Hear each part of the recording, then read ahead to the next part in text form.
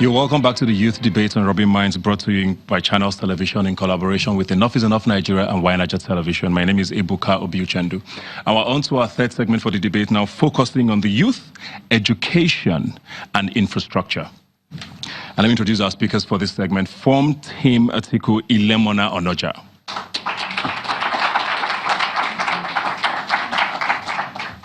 And from Team PMB, Nduka Enweliku.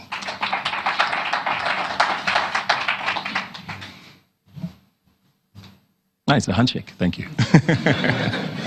I hope that goes on till the end of this. I'm going to start with Team Atiku now. And very quickly now, just infrastructure seems to be the biggest selling point of this government. I don't know what you want to do differently with your government if you get elected. Thank you very much for having us, Ebuka. Thank you, Nigerians, for watching on the program. The biggest infrastructural achievements of this administration belong to somebody else. It's really that simple, and it's that straightforward. There's no need to belie the point. The biggest infrastructural achievements that the administration will call, we'll give you an example of the Abuja-Kaduna Railway. But that was done by the Goodluck Jonathan administration. It was 100% paid for by the Goodluck Jonathan administration. It had a 4-year lifespan. And it was delivered on time within its 4-year lifespan. I'll give you another example. Second biggest achievement that this administration will try to claim. Airports around the country. Again, Goodluck Jonathan administration. Paid for 100%. Again, 4 to 5 year lifespan. Again, delivered on time. Now, what the Atiku plan going forward is, relies on two things. That sort of continuity, the ability to build trees or to plant trees that will provide shade even when we're not around to stand under that sort of shade, right? So what we intend to do is set up plans that help us access infrastructure financing over a period of time, 10 years, 15 years, short to medium term infrastructural improvement. We realize, and we've broken this down into certain sectors. We've broken it down into power, we've broken it down into transport, we've broken it down into aviation, and so on and so forth. We realize that Nigeria has an infrastructure deficit that sees us needing to invest around $35 billion annually to be able to cover up for our infrastructural deficit. We realize that. But the Nigerian budget is somewhere around $20 billion, the whole budget. What that tells you is that government does not have the money to fund infrastructural development at the pace that we require. Where will you go to? Who amongst the two teams do you think has the skills to attract that kind of money? It's definitely not APC, because under that administration, we've seen Ghana displace Nigeria as the highest attraction for foreign direct investment on the West African sub-region, to be fair, first of all. On the West African sub-region. What that tells you is that money has already voted. Money has voted to go elsewhere. Nigeria needs to vote to go elsewhere as well. We need to go to a team that has the competence, that has the ability to encourage money to come to Nigeria so that we can build infrastructure at the pace and in the quantum that we require. I'll stop there. Thank you very much, Ilemona. Yeah, thank you, Ebuka. It's clear, you know, looking at what has happened between 1999 and 2015, the PDP government did not bequeath any infrastructure to this government. We came into this country, it was as if the country was at war. In 2015, I landed in Port Harcourt and I took a bus from Port Harcourt to Umuahia. I asked myself if the civil war just ended that day, because there was no road from Port Harcourt to Umuahia. There's no road presently Enugu to Port Harcourt. I went to Enugu in 2017 and I looked at it, I saw ditches. These are 6-feet ditches. Nothing in the southeast. And I asked my people, why are we so hell-bent on getting PDP into government in our states and at the federal level in the southeast? There's nothing in the southeast. Nothing was done around Nigeria. $900 billion, between $900 billion and $1 trillion was gotten by the PDP administration between 1999 and 2015, and there was no infrastructure done. I remember seeing President Goodluck Jonathan in 2015 going back home, and they had to put planks across the gutter for him to cross to get to his house. It was that bad. No road to Yenogwa. If you go to Yenogwa, you think it's a village. If you go to Abeokuta, when Obasanjo left government in 2007, there was no road from Lagos to Ota. Same thing with Adamawa. Atiku did nothing in Adamawa. Round about Nigeria, there's no form of infrastructure at all. He's talking about giving us infrastructure, Kaduna Abuja rail. Kaduna-Abuja rail was completed by this administration. No. If they're talking about completing projects, the Itakpe rail has been ongoing for the past 30 years. Why didn't the PDP administration complete it? We started the Lagos-Kano rail. The Lagos-Ibadan aspect of it will be commissioned in this month of February. Within a space of 2 years, that project was commissioned, started in 2017. The PDP did nothing with regards to infrastructure. They left our people, they bought private jets. Every day I go on Twitter, I start talking his private jet, and I wonder, just looking at our Nigerians, oh, look at me up there. If the roads were good, wouldn't he take the roads? Won't you take the road? The roads are not non-existent. Throughout the reign of Goodluck Jonathan, throughout the reign of the PDP, what private jets all over because our roads were not safe. Now I heard someone talking about Southern Kaduna. There are no roads in Kaduna. There are no roads anywhere. That's why when you see this crisis, security forces cannot get to those places on time. Our goods cannot be taken to the farms. But this government came and infrastructure. In every state in this country, there's a major road project going on. The Lagos Kano rail, in the next level, we take it from Ibadan to Kano. The Eastern rail from Port Harcourt to Maiduguri, passing through all the Southeast state capitals, every part of Nigeria. There's a road project going on. Nigeria is a work in progress. If you look at the second Nigeria bridge, they did the design, they did everything in paparazzi, and nothing was done. Where are the monies? $900 billion gone into private pockets. And someone is telling me, even in Benue, the Oweto Bridge, where Lemon comes from, that has been controlled by this administration.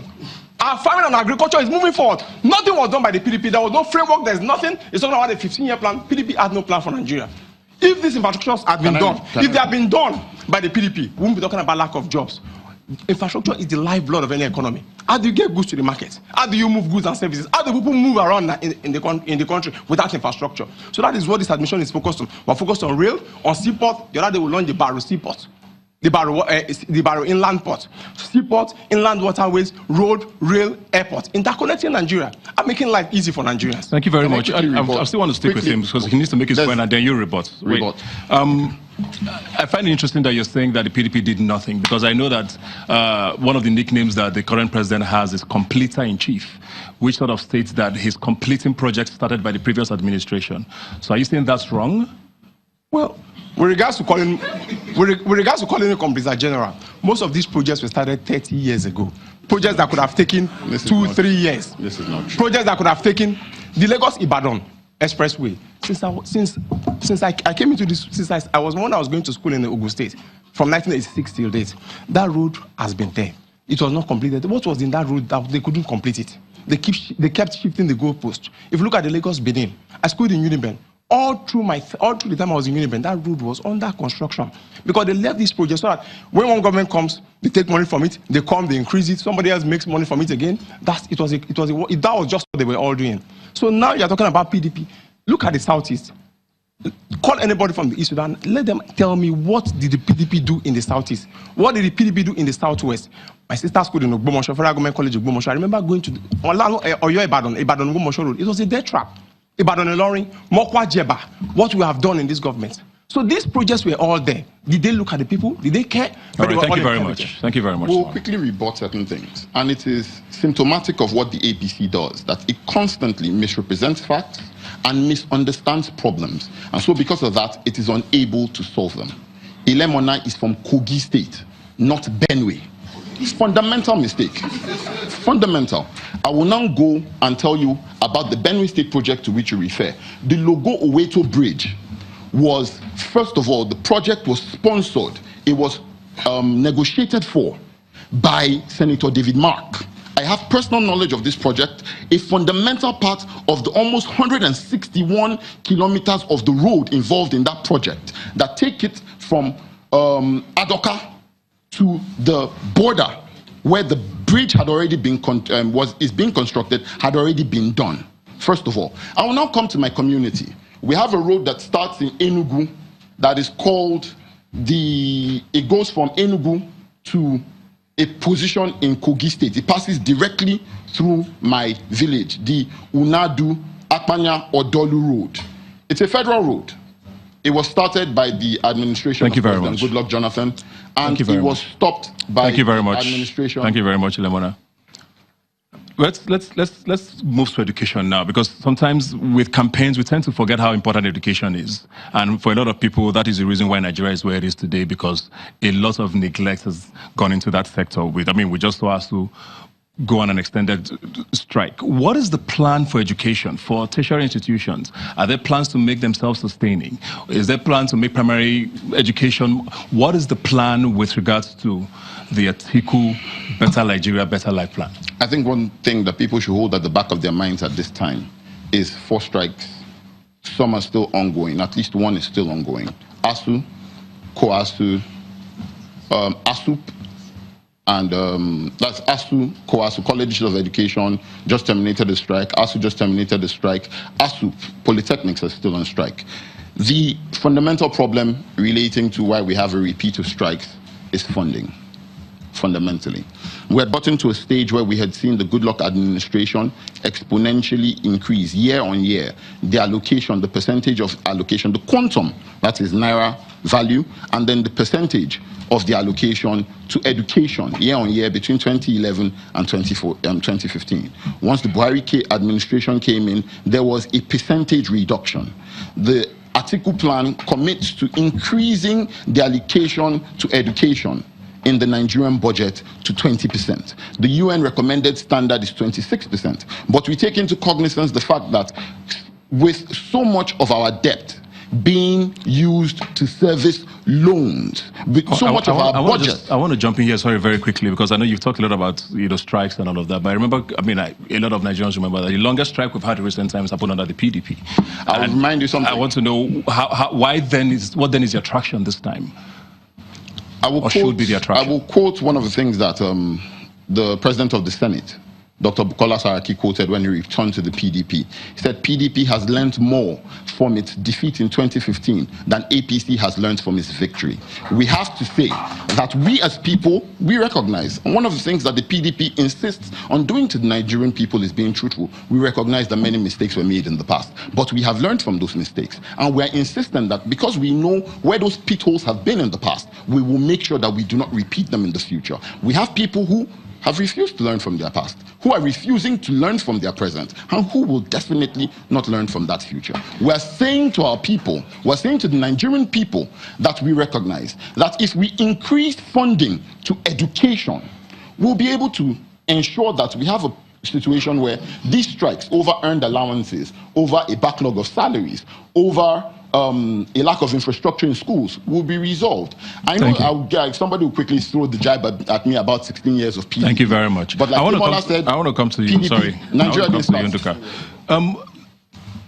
focusing on you now, because I know he mentioned that. I want us to focus on this 3 plus 4 years that this president's government has been. What has the biggest achievement been in education?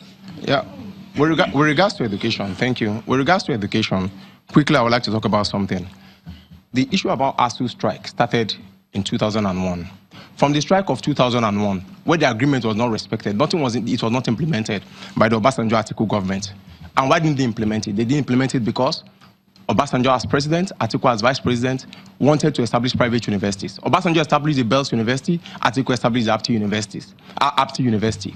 And since then, throughout their tenure, they did not pay any attention to the university system. That is why you see even Apti primary schools, you have Apti secondary schools. So with that, with someone in government establishing schools in competition with the schools you're supposed to regulate and fund, do you think it will work? That's why our public schools went down the drain from 2001. Because if you look at all the leaders of Nigeria today, they all asked the question. I'll get there. I have to set a foundation for Your time is almost up. I have to set a foundation for our problems. You know, all our leaders were in public schools till now. But what we have now is education has been privatized. What we have done is this. We have revolutionized the public primary schools. With our school feeding program, 9.3 million children are being fed now, and in the next level, 15 million children will be fed. What has that done? That has kept children in school. A lot of children have gone to schools. My mother is a public school teacher. I've gone to schools where children do not come to school because they cannot eat. Children faint in classes. So a child that cannot eat cannot do well. So with that, we've increased the enrollment of children. You know, remember the PDP, they bequeathed 13.2 million out of school children to us. It was 10.2 million. It increased to 13.2 million as at 2015. So now we've increased the enrollment. I believe it was 10 and it's now 13 is what I believe. No, 13.2 as at 2015. That's as at the World Bank as at 2015. The report was. So what is the number now? It has gone that a new report has not come up. What? Exactly. And that's my point. Ebuka, the report is, it has reduced, we've had 20% increase in enrollment. You know, PDP with myth and legends, it came up with 26% UNICEF. There's nothing like 26% UNICEF requirement for budget. There's nothing all right, like that. thank you very much. But it's part of the lies they rehash. We have to take a break, but I think the facts are pretty clear to me, at least as far as I can remember. It was 10 million, it's now 13 if I want to be clear. But we'll have to take a break. We'll have to take a break. We'll come back. We'll have to take a break. Okay. I'll be right back. Please don't go away.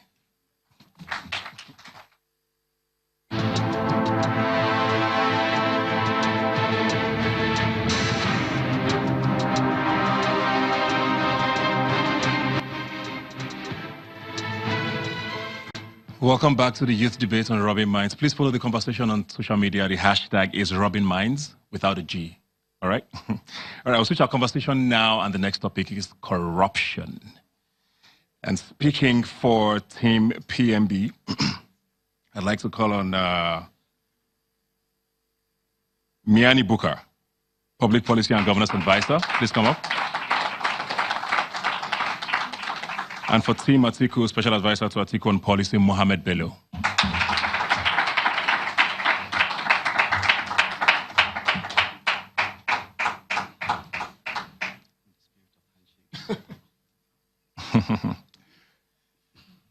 Okay, thank you very much. Let's start with you, Miani. It was one of the biggest campaign points for President Muhammadu Buhari in 2015 as well. It's also touted as one of the main things that he has sort of achieved with his government. But there's a lot of people who believe it's been one-sided and with not a lot of results. What do you think has happened and what's the plan going forward? Thank you very much. I'll start with where you ended, with the results. And I'll just, because of time, be as specific as I can. We've had 103 convictions, not just taking people to court, but convictions in 2015, 194 in 2016, 189 in 2017, and 217 in 2018, counting. For property seized in those years that I've explained, 4 years, we've got 407 mansions that have been seized, some final, some interim. We've got 9 filling stations that have been seized from different persons who have stolen Nigeria's wealth and hidden in those assets. 98 plots of land, and the list continues. And then for money, which is mostly when you think of corruption, what people mention, 794 billion naira has been returned to our national coffers, $261 million, 1.1 million pounds. All cumulatively has been returned. So very clear terms, that is result. That is in terms of what has been gotten back for corruption that has already happened. A second result is the administrative measures that have been taken to ensure that corruption is stopped before it happens. We have passed the bill that gives full independence to the National Financial Intelligence Unit, which is now a commission to itself, so that it tracks all financial transactions without having any oversight by another agency. We have had an asset forfeiture bill that has, policy that has been promulgated. We've had a few executive orders that have been passed to the effect of making sure that the fight against anti-corruption isn't just punitive after the fact, but that it is captured administratively. Trainings have gone on for special team of lawyers. Thank you very much. Thank you very much. Mohammed, now, I mean, without a doubt, it's like the biggest sort of thing hanging over the neck of Vice President Atiku Abubakar with regards to corruption. And there doesn't seem to be a belief that he would even fight it. Is that true? Of course he'll fight it. Atiku Abubakar has fought it before. The institution that Mr. Bukar started by mentioning, the EFCC, he was one of the people who championed the EFCC. When the EFCC had funding issues, he was one of the people who ensured that the EFCC was funded. So you start there. Now, let's go to some of the scores that you gave the EFCC. If you note, when the Buhari administration scores themselves, they tend to score themselves very high. But contrast that with Transparency International. Transparency International said after 3.5 years of the Buhari administration, they have not improved in corruption. He may then tell you, well, our statistic went up. We went up 4 rankings. But what Transparency International said is the other 4 countries, they just did worse. Not that Nigeria did any better. Now, that's the score from an institution that all of us can trust. It's not me scoring myself. It's not President Buhari scoring himself. The NFIU he mentioned, it's a fantastic idea. And while future President Atiku believes that the NFIU is an idea that will work, that idea originates from the PDP. Senator Otazi from Enugu is the one who sponsored that bill. So there will be many ideas that come from the Senate that, of course, an executive will pass, but that's how governance works. President Buhari doesn't seem to understand the importance of the Senate, the judiciary, in his so-called fight against corruption. And in 2019, Nigerians, particularly young Nigerians, who you can read in your history books, you can read it on the internet, you can watch videos on YouTube, must fully understand the separation of powers and the role of the executive, the legislature, and the judiciary in improving their lives. President Buhari is not special. He's a Nigerian like each and every one of us. Many young people will strive to be president one day. And they too will have the same orientation, that proper understanding of the role of governance, the role of institutions, and how those institutions are more important than any individual. I'd like to come to you now. Can we not? Now, Miani, the point you raised there about separation of powers has continued to be a talking point for a lot of people, and of course, with specific regards to the Chief Justice of the Federation. What are your thoughts on how that was handled? Did you think the president did what was legal there? Yes, the president did what was legal. These are the facts very clearly. The Supreme Court Justice did not declare assets. He is supposed to have. 1. 2, when that was his removal legal, is what I want to know. I will get to that. He has not been removed. First of all, he has been suspended. The president cannot remove him. The president can suspend him. The National Judicial where does that Council, say that he can suspend him? The National Judicial Council has the power to recommend to the Senate his removal. He was asked twice to constitute a meeting of the National Judicial Council. He refused. He was asked to come out and honorably excuse himself from the process so that the National Judicial Council, which he heads, and the rule of law is you cannot be a judge in your own cause, and he refused to do that. So by no way was the step taken by the president, and I must say the administration generally, a first measure. It was a last measure. Thank you very much. I want to come to you now. Because, Vice President Atiku Abubakar was famously quoted in an interview not too long ago where he said he was going to enrich his friends. And he even laughed about it. And he might have an explanation for it, but for a lot of people, it seemed very weird that he was going to go into government and cronyism would come back or become a thing or be even bigger than it is now. Why? How do you explain that away? I think it's a misunderstanding of what constitutes cronyism. To Alhaji Atiku, he does not hate wealth. So for him, the entire Nigerian population, anyone who is trying to do anything positive, whether it's start a technology company, start a microfinance bank, start a farm, you're his friend. Why? Because you will help him succeed. Alhaji Atiku Abubakar will not succeed as a president of Nigeria if Nigerians don't succeed. The main reason why everyone is calling President Buhari unsuccessful is because most Nigerians are poorer under him. So for Alhaji Atiku, he's saying to himself, Nigerians, my friends, let's work together, let's get richer, and let's improve the quality of our lives. It is that simple. Thank you very much, guys. You may take your seat now. I'm going to call on your former colleagues. Can you put your hands together for them as they take their seats? So please wrap up the conversation. The two captains. No. Ikem and Demola, very quickly now, just a quick conclusion on the day. We've heard from both your teams. Anything you want to use to wrap this up? Very quickly, you have a minute. No, you go first this time. You can't seem to decide who wants to go first. Head or tail? I went first the other time, so we should. Okay, you go first, very quickly. Very quickly. I'm fine with the head or tail. We need to go. I'm going to wrap it up. I'm fine with the head or tail. Okay. What do you pick? Head. Tail. Do you want to go first? Yeah. Yes, that's fine. Okay, go. Nigerians, you've heard the plans. Our team has spoken, their team has spoken. We brought our A game and we made sure that we convinced you of the facts. 4 years ago, as I said, I was here and I mentioned these facts.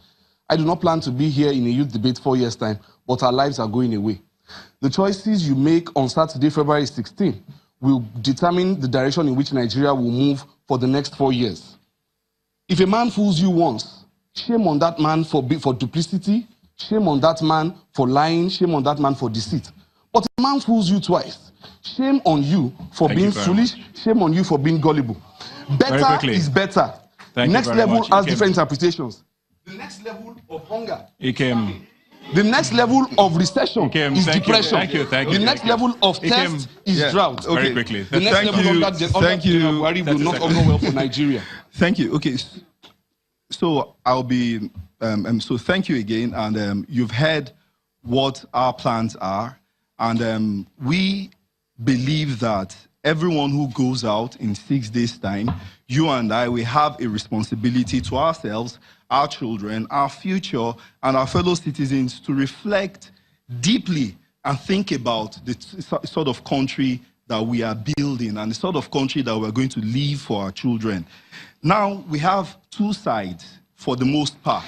Thank you very much, Ikem. Thank you very much, Ikem. Can we put our hands together for all our speakers today?